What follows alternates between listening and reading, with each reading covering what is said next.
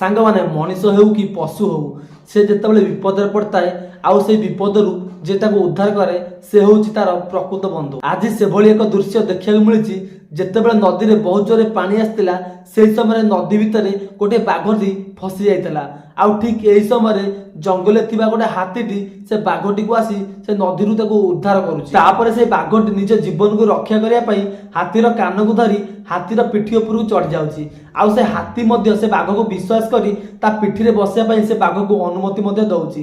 तापर से हाथी से बाघ को नहीं सेठरू चली जाउछि। सांग माने आजिर दुनिया रे आमे जदि कोनोसी विपद रे पडुचे हमकु जो लोकटी सहाय्य करूछि से होछि हमर प्रकृत बंधु।